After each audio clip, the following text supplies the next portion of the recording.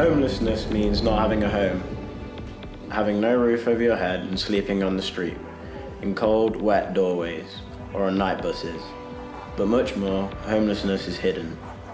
You could be homeless if you sleep on a friend's sofa, in the spare room, or in a rundown squat. Sadly, homeless people are 13 more times likely to be a victim of violence. And worryingly, for every rough sleeper, there are around 100 people in hostels and 1,100 households in overcrowded accommodation. Horrifyingly, on average, homeless people die at just 47 years old.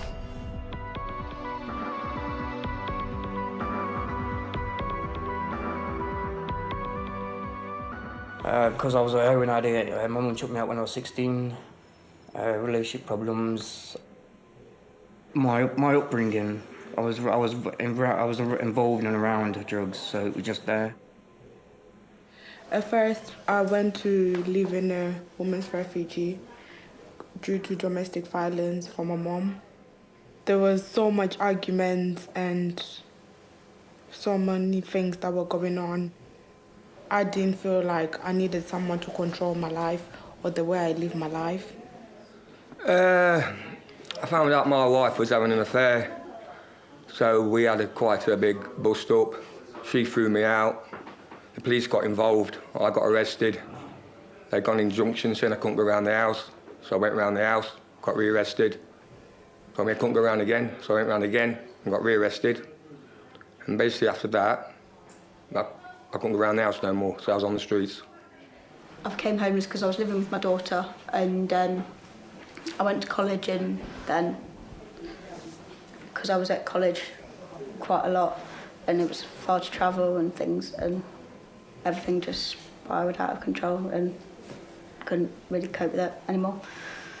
I think it was a joint decision between me and my parents just to kind of get me back on my feet and things.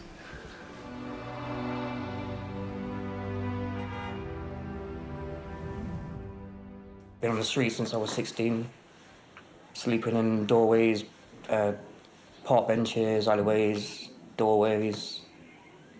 I go down the canal, like I say, I go to the church, talk to the dead. They don't talk back to me, by the way, which is sad, really. Walk the streets, mostly at night time, try and sleep where you can, mostly in bushes.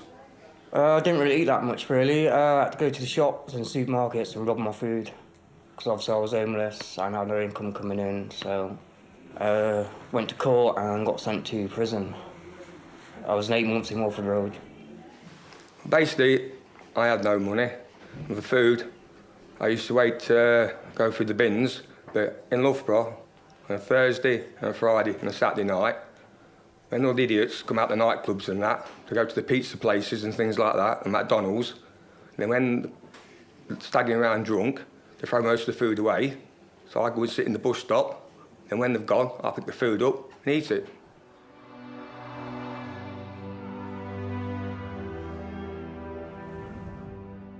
It felt quite hard leaving daughter. I think because you don't really do anything in the day, it kind of makes you think about things a bit more here. And I haven't seen my daughter since she was 3 days old. Yeah, it does hurt. I mean, it has caused me to have severe depression and stuff, which I am on depression tablets at the minute for it. I didn't really get to see her that often. I'd see her at weekends and stuff, and I had a day and a half off in the week at college. But on the Thursday afternoon, she still stayed at nursery, and I picked her up after. Basically, I've got 7 children, all lads, and basically, when I was homeless, a couple tried to help me, but the rest didn't want to know.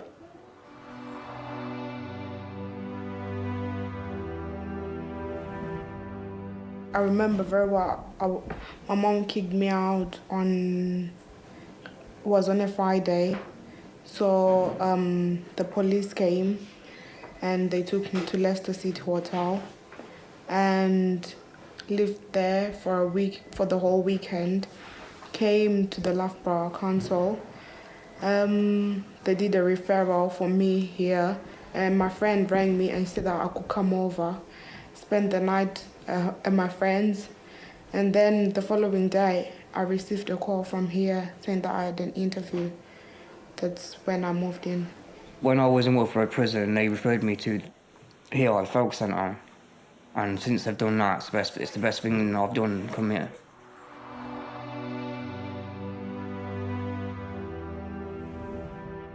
They listen to your problems, basically. They don't take sides. They listen. When you've told them your problem, then they'll help you out. If you need any help with the council, or you're in debt, or bank, or anything like that, they're 100%. They'll phone up for you. They'll do everything for you. Paperwork, if you say you can't read or you have difficulty, they'll explain it, go through with it, help you. Tell you what, they're very good. I've been a home addict for 10 years. But since I've moved into Focus Centre, I'm clean. I've been clean for nearly 6 months now. I'm on a methadone programme now, and that's doing quite well. Doing quite well at the minute. My support worker, she's very helpful. She supports you in lots of different ways. All depends on you personally, what you need help and your support with. Like, so every person will be different. Focus Centre has helped me a hell of a lot. I don't sound dramatic, but it has saved my life in one way. Because I'm not on the streets anymore. I'm not doing drugs. I'm actually in this hostel where support workers are helping me get with my drug problems and my depression and try and get me housed and everything else. They helped me get into college. I was doing access to nursing at midwifery. That was last year, but then due to my mental health, I stopped going college. Hopefully I'm studying again in September.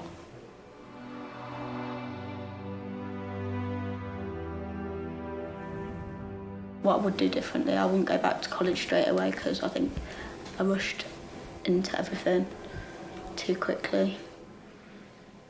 I would have changed not to hang around with the wrong crowd and obviously become choose a drug addict. I'll change the relationship that's between me and my mom by just talking things out, I think, and getting the right help and the right support.